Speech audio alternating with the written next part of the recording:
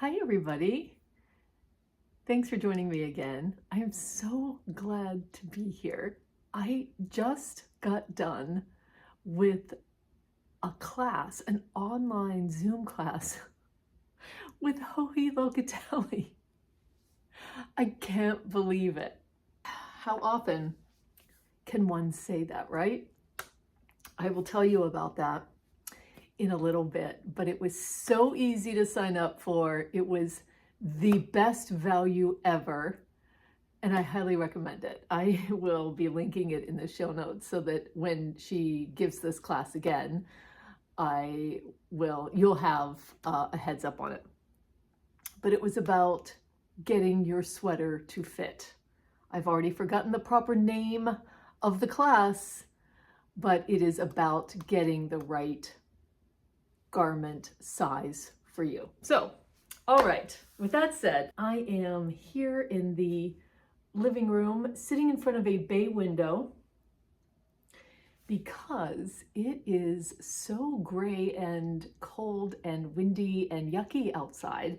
This is the best amount of light, natural light, that I can get in this house right now. Suki, as we call her, Tuki, is upstairs napping, which means I can have this stuff out here and we don't get into trouble. So we'll see.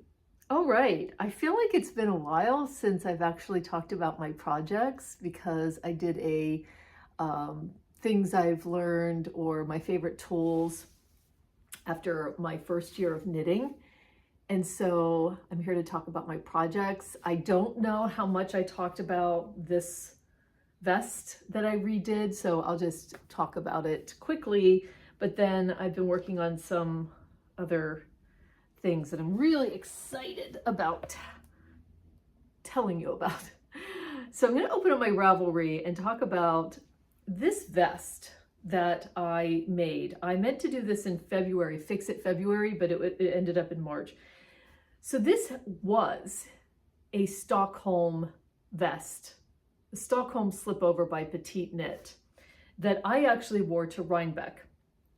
It was really the only thing that I could have worn to Rhinebeck. I had made a sweater last year, last summer. That was my first sweater.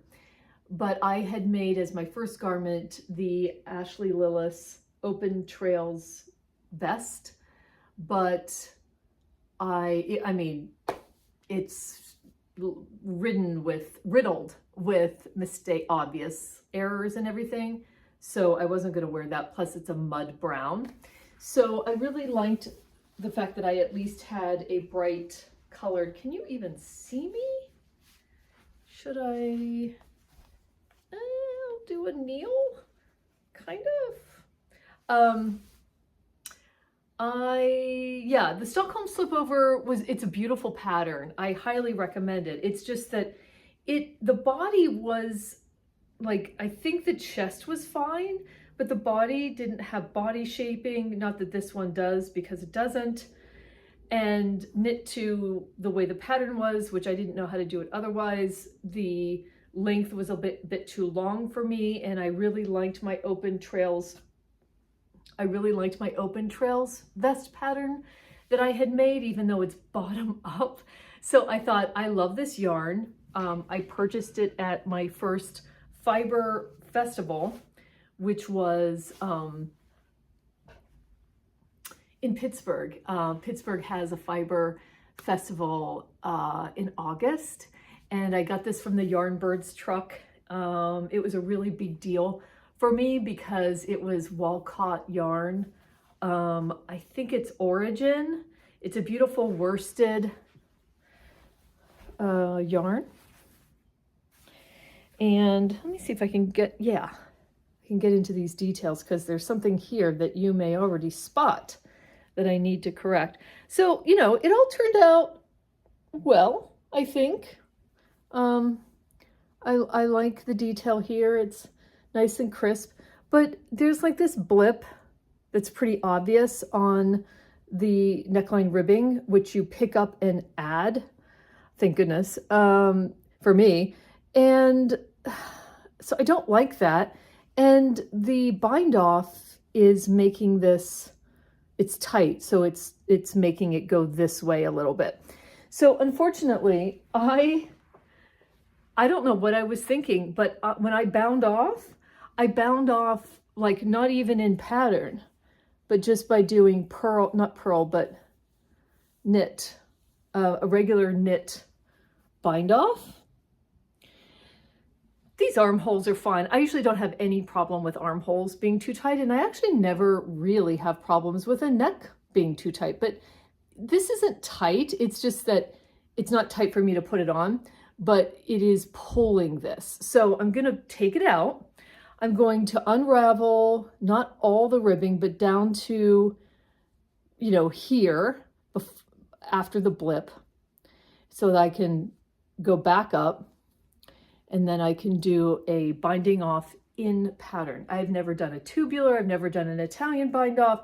I like this sweater, and I haven't practiced any of those alternate bind offs, so I don't want to do it here. I just want to do it in pattern and get it done, because my plan for this very plain vest, which again, I did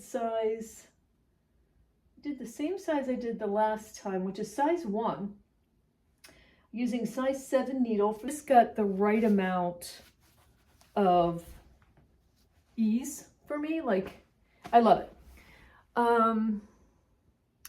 But because it's plain, and that's fine, I think it's a good opportunity to do some like embroidery on knits, like right here or something, or maybe just like some flowers right here and here. I don't know. I'm gonna get the book out of the library. I may end up buying it. It's the Embroidery on Knits book. Maybe it's by Lina Publishing. I'll put an image of it here. So I'm excited to play around and try, because I guess if it doesn't work out, I could take it out. But yeah, I highly recommend this pattern. I don't like knitting bottom up necessarily, but I knew this worked for me. It was a little tough going from knitting in the round to all of a sudden knitting flat, and I had rowing out problems. And then I watched a video, which I will link, that helped me with rowing out without changing needle sizes, because it just showed you how to make sure you were tensioning your yarn and keeping your yarn near when you are knitting flat, especially, and going from knitting to purling, and when you're purling especially, just making sure that you're keeping the work at the tips of your needles so that the purl stitches are as tiny as they can be. And so that was the tip. So I'll share it below. All right, so I had a test knit that I did for Rebecca Clow, the Crea Bea. It will release at the end of June. By the time this video goes out, it'll be almost June 1st, or maybe after June 1st. And so we are not showing finished object photos or styling it or anything until the release date. I think the release date is June 29th, but it's the Stafen Vest, but it is the Stafen Vest Light, because she's bringing it out in a DK weight and a fingering weight. So that's what we testers did. And I've showed this before, but I'll just show it to you just holding it, just holding it. I love this pattern. I cannot recommend it enough. I did the size 3 when I actually should have done the size 2, but I for some reason I got worried about the chest size.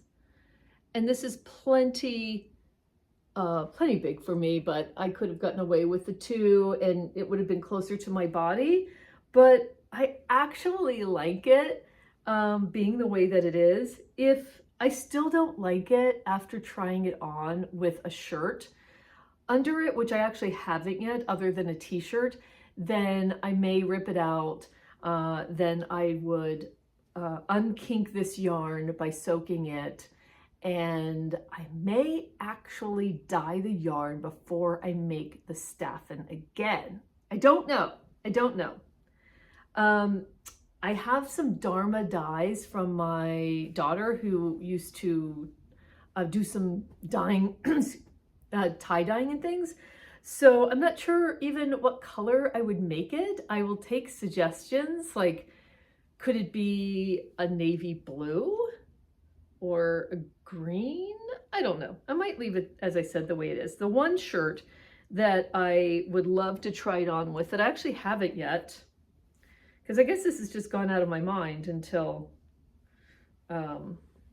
June, the end of June, when we're going to get ready to post photos, is this shirt, the simple shirt from Old Navy that I've had for a very long time. But doesn't that look cute? It looks so adorable. I like it like that, like against a plaid. This is Drops Daisy in, I think it's Marzipan. I'm gonna look at my Ravelry notes, sorry. Let's see, I'll talk more about this obviously when it's released. Yeah, number 2, Marzipan. I have said before how much I love Drops Daisy. Did the size 3. Using recommended US 6 needles on the body, and US 4 is recommended on ribbing. I may have grabbed the US 5 by mistake, but it looks fine. Oh my goodness gracious. Yeah, this yarn, I know it pills a lot, I've heard, and all of it. I don't have all of the ends weaved in on this one, but I'm telling you, if you have a chance to do this pattern and you're thinking about it, especially now that it's going to be in DK and in fingering weight, I just could not recommend this enough. This was a stretch project for me because, and I'll talk more about that at the end of June, but what a delight, what a delight. That's coming. That's something for you to keep on your radar. But I absolutely cannot wait to use Drops Daisy again. I really can't. Like, it's going to be one of my go-to yarns. If you have used Drops Daisy and Sandisgarn Double Sunday, let me know if you notice a difference and what that difference is and which one you like best. I would love to know. I got a skein of Double Sunday from my local yarn store, the Moon and Yarn Craft Room, just to test it out and do some swatches. And I have to tell you, the Daisy just feels better in that swatch than Double Sunday does, but I'd love your opinion, your feedback. All right. I think I've shown this before, but my other work in progress. Well, am I mixing up my works in progress? My work in progress. Sorry, I'm getting too excited and I'm going too fast. But my first whip, I will say, and my main whip is the Andrea Mowrey Stripes sweater. You'll see that I just did the ribbing and it's popping up, and that is a question for all of you. So this is size 2, Stripes by Andrea Mowrey, sport weight pattern. It is a circular yoke, and you can, in the pattern, this is my first Andrea Mowrey, and she gives you the option of doing the neckline first or coming back and doing it later. I did mine later because in the pattern and with all the projects, almost all the projects have very wide necklines, even including the sample photos. And I didn't want that.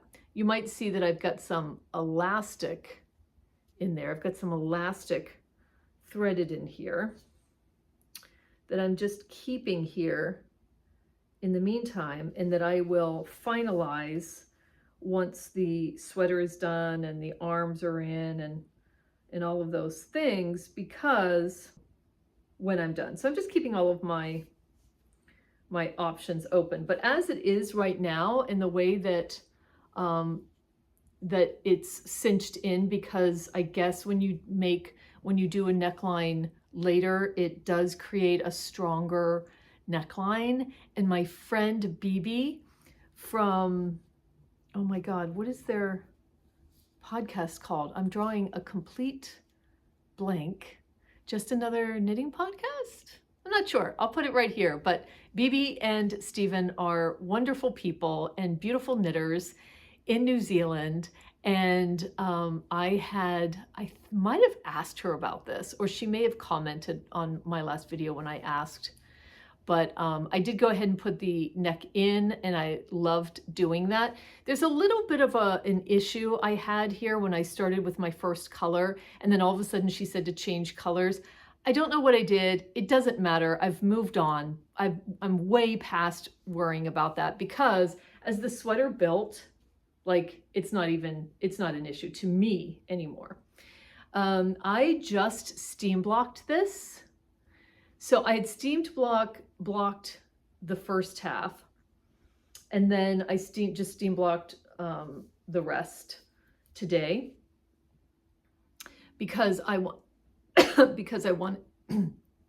wanted to see what was happening with this ribbing flipping up. There's a little bit of a pocket that's doing something weird on the hanger, but when I have it on my body, it doesn't do that. I tried to do, as I went, I tried to do jogless stripes. And there's some blips in here where I might have to duplicate stitch, because some of these yarns, which I haven't told you what the yarn is yet, but some of these yarns, even though it's all the same yarn, is thicker than the others. Like the yellow is very thin compared to the red, compared to the blue and the eggplant. This is Knit Picks High Desert Sport. It's an American wool, non-superwash. I absolutely love it. You can see how crisp it is. I have practiced, as I said, the jogless stripes, which is an Andrea Mowrey video tutorial, and there's a lot of other tutorials. I switched to size 2 needles because for the ribbing, because I'm using size 4 on the body. I think size 5 is the recommended needle. And I ended up with size 4 for gauge. And you can see that it's flipping up. I have it on waste yarn, even though it's still attached to the ball. And I just read a Patty Lyons post about some ways that you can fix that. So I was steaming it so that I could see how much longer I needed to knit it, because it was one of those weird spots where if I did a whole other 9-row round and then the ribbing, it would be just a tiny bit too long. I don't want it to be too long. I want it to graze around my waist. So I knew that I would probably make the ribbing more than the recommended 1 inch. Here I made the ribbing, it's over an inch. It's about 1.25 inches, 1.5 inches. So I'm fine with that, but I am going to pull this out and pull the ribbing out and do it over with a little tip from Patty Lyon on what to do with your first round of ribbing. I think you're slipping knit stitches, which I don't entirely understand, but I'm going to try it.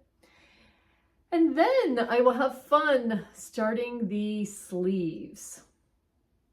I don't know whether I'll start a sleeve, and obviously I'm going to start it with the eggplant color, because that's where it's recommended to leave off when you've done a couple rounds with a color. I don't know whether I'll start a sleeve and do a stripe, and then I'll start this one and do a stripe. I don't think I have enough smaller cables to put them together to do that.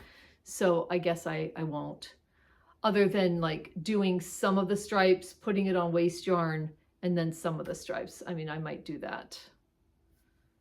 But this has gone so fast.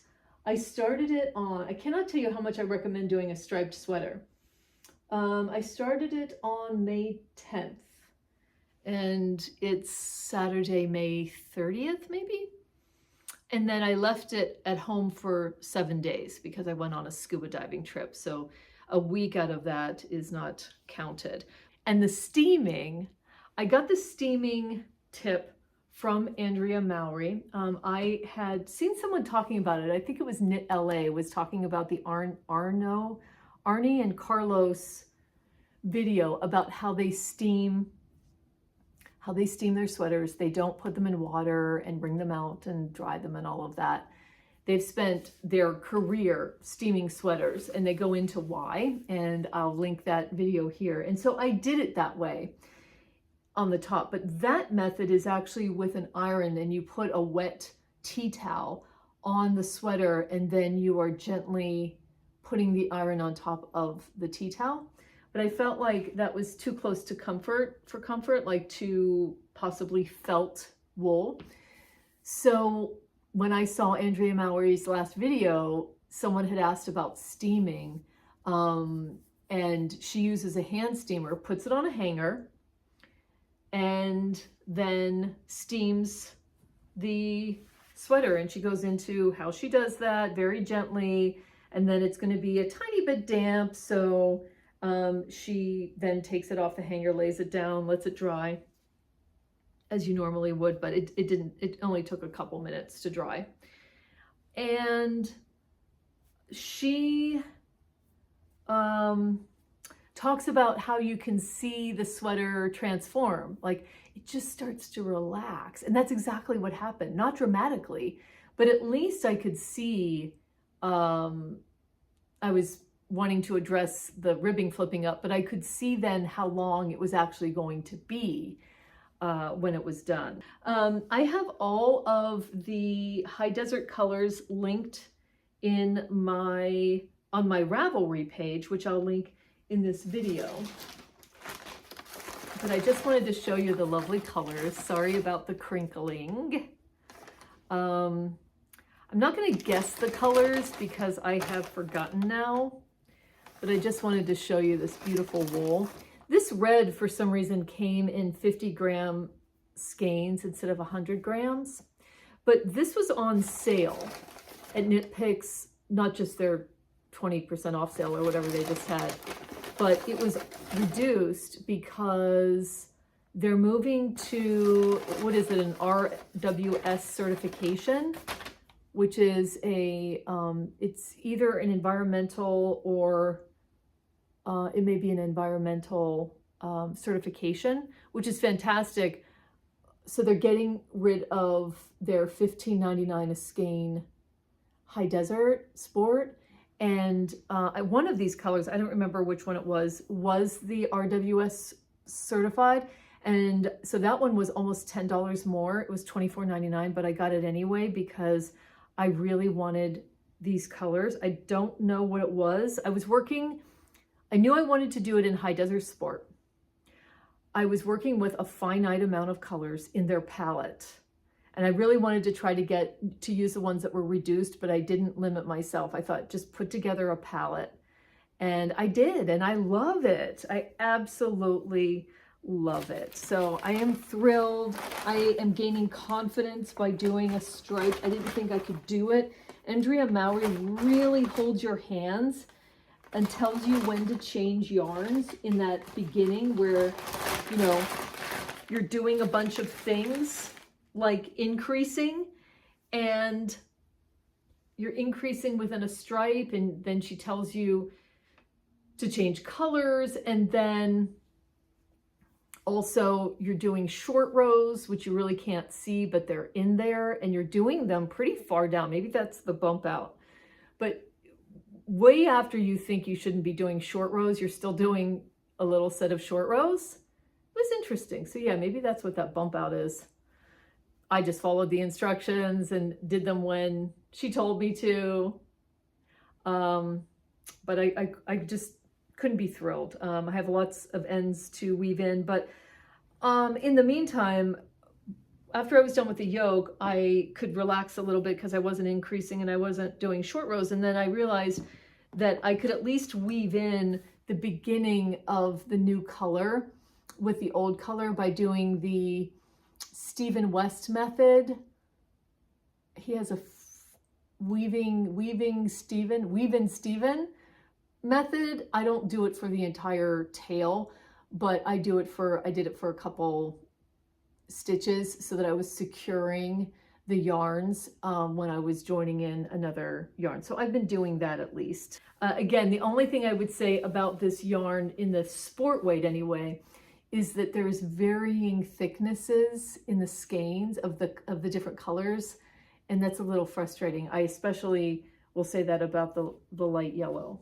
Speaking of the scuba trip, we went on a scuba diving trip back to Bonaire, which is one of the so-called ABC islands. There's Aruba, Curaçao, and Bonaire. Bonaire is a lovely Dutch island that is inhabited by mostly native Bonaireans and Dutch people. Dutch grocery stores. The main grocery store is a lovely grocery store called Vandentwiels. You get a little pickup truck when you stay at the place that we stayed, which is called Buddy Dive. We love everyone at Buddy Dive. And so that you can do shore dives. Shore diving is a big thing in Bonaire. Bonaire is not a place where you've got like a lot of resorts with beaches and people laying out on beaches. It's mostly a dive island. So that's what the pickup trucks are for. They also have a very interesting salt flat where they're making salt, and the salt is where the salt is forming. It's pink. They also have a flamingo sanctuary and a donkey sanctuary. Fascinating. I could just keep going back to Bonaire and never go anywhere else diving, and I would be very happy. I took with me a sock project, which I'll show you in a second, and my Sophie scarf. Because I was taking the Sophie scarf on a circular needle, and it was bigger than a sock needle, I wasn't sure whether that was going to be a problem. And I thought for some reason, I don't know why I just didn't put it in the checked bags, because we always check our scuba gear bags. I could have just put it in there. But instead, I don't know. So I took the needles out of the Sophie scarf and I switched the needles to bamboo needles, these nitpick bamboo needles that I travel with, but I forgot the cable. So when I was there, I was able to keep knitting on this project just using the 2 needles, because the Sophie scarf, I think mine is less than the 33 stitches wide.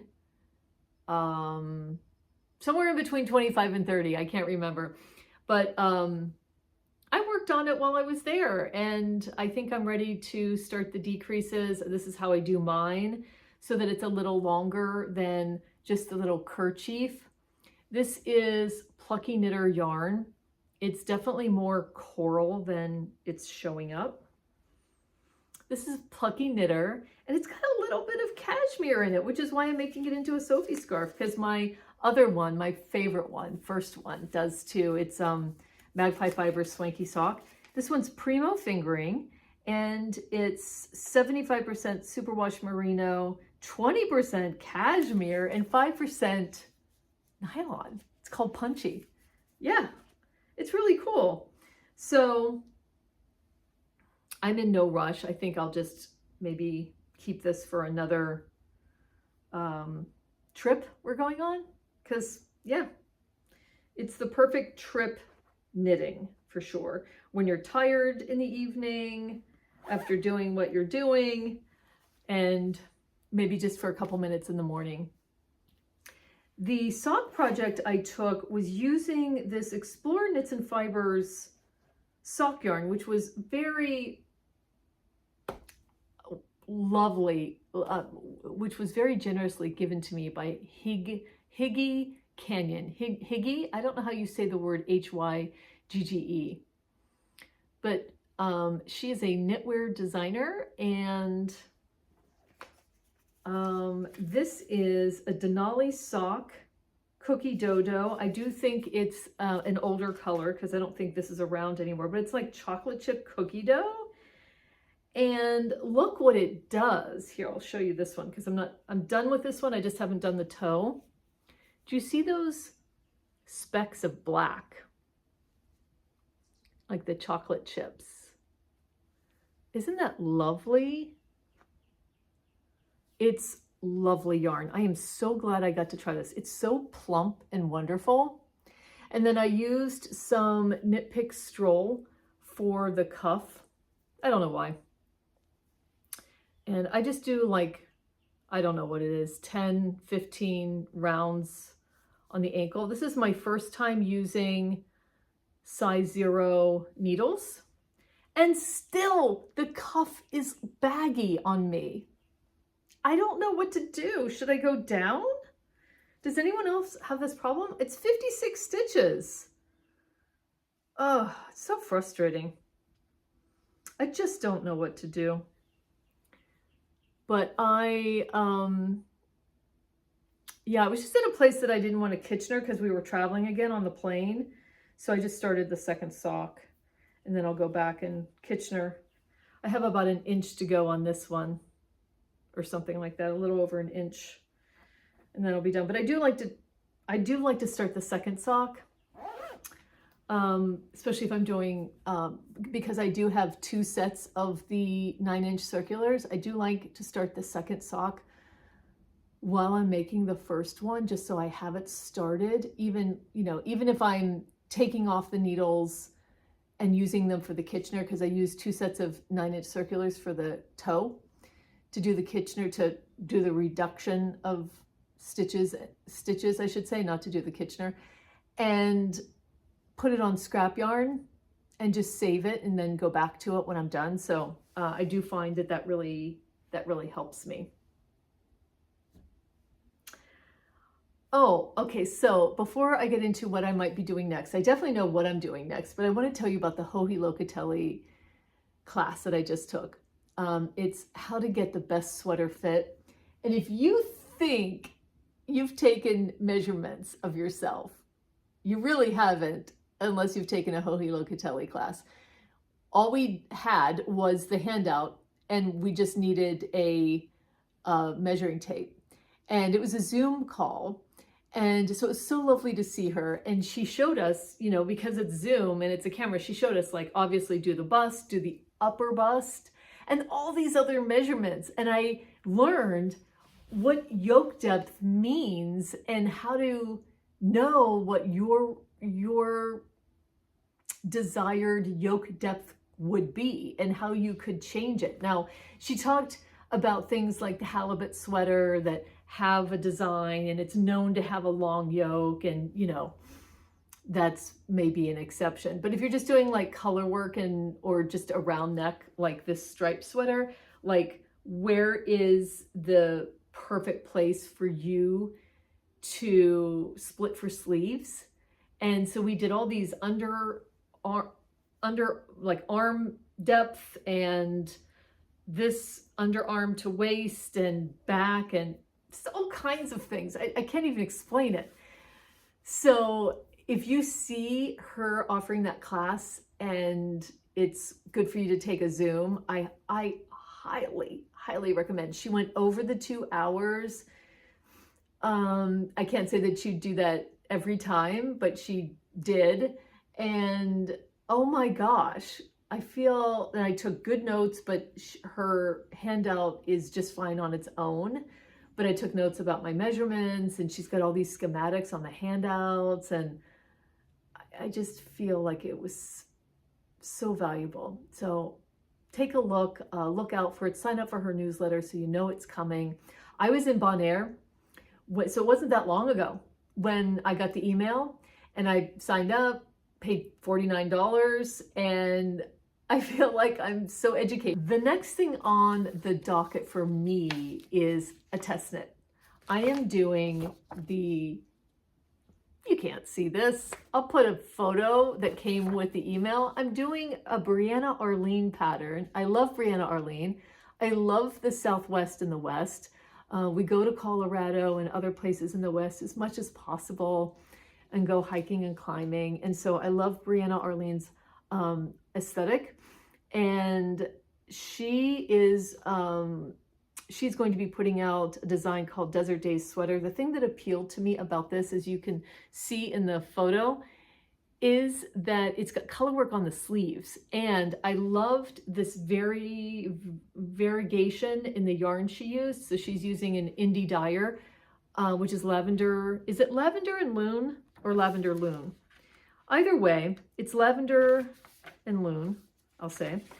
And Lavender and Loon was offering a discount, a really nice discount if you bought the yarn. I wouldn't ordinarily have bought the yarn. If you know me, I would have not done that, but I did because it was 15% off. And I loved just this like striation in the main color. And so my yarn will be shipped on Monday, which I'm filming this on Saturday. I talked to Sam, who is the owner of Lavender and Loon, and it's a sport weight sweater, which seems to be right up my alley. And I cannot wait to do the color work on the bottom part of your arm. I can't wait to see the main body color. It just fits my aesthetic so well. I cannot wait to own this sweater. I was thinking that I really wanted to do a solid color sweater, but I've got to add something to it. I just have to. I can't do a solid color. Maybe if I ever do one held with an alpaca lace or something, that would be fine for me. That would be interesting. But the color work that you get at the end on the arms, oh, I just can't wait. So that's what I'll be doing very soon. I think this goes to like the end of July, beginning of August. I'm so excited. And then, I mean, I don't know what else. I feel like I have another vest that I want to do. I'm skipping right over summer. I was going to do a summer design, but now I just keep looking at things that are either coming up or that are favorites that I have in mind. And I feel like, I don't know, something color work in a vest. Ugh, I don't know yet what I want to do. I have a couple ideas in my favorites that I will share with you, but I don't know if any of these things are going to be my favorites in the end.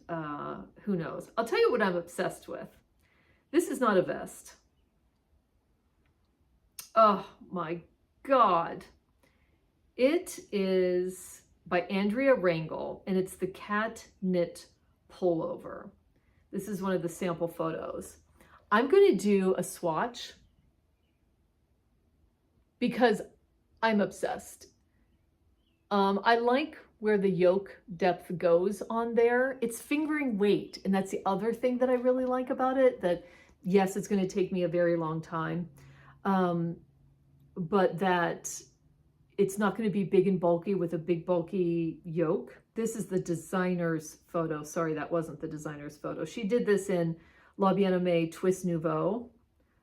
Oh my God. Don't you love that color combo? There's something about, I don't need an ivory sweater. There's something about the definition of those cats that I absolutely know that I want to do it in blue. Yeah, I just want to do a swatch. I just want to play around. I'll just, use whatever fingering weight yarn that I happen to have just to play around. I don't know that I'll ever make this, but I will swatch and have fun and just enjoy the swatch. The Mazone Vest in fingering weight. Shannon from Whiskey and Wool just made this, so check that out on her channel. I think I would probably do this in Knitting for Olive colors because it's fingering weight. This could keep me busy. I think I should swatch for that. I love these colors. My colors would be very close to these because I love the combination. I think though, is this a bottom up? The lower body is worked in the round from the lower edge to the underarms. Then the stitches are divided for working the front and back. Oh no. Could I do that? I don't know, maybe I could. These people have seemed to survive and they like it. So we'll see. That's high on my list. Who knows what direction I'm going to go in. Please let me know what you're working on now. Have you skipped summer knits? You know why I think I'm skipping summer knits? Because it's 50 degrees and it's been gray and cool and yucky and rainy. That's why. I think if I was sweating to death, I would probably want to knit something summery, but I don't. So I don't know. Welcome fall, I guess, for me. No, I do want to have summer weather here, and we are going to have summer weather next week. But if I'm knitting a cat fingering weight sweater for months and months and months, I guess that's not too bad. I don't know what's gonna land for me. But let me know if you're skipping summer knits and you're just going right to continuing to work on what you would always be working on. That would be interesting for me. So let me know. I would love to know what you're knitting on, what you're working on while you're watching this. If you want to keep track of, if you're interested in seeing my progress, please consider subscribing and liking this video. I also have an Instagram account. Thank you for joining me, and I'll see you on the next one.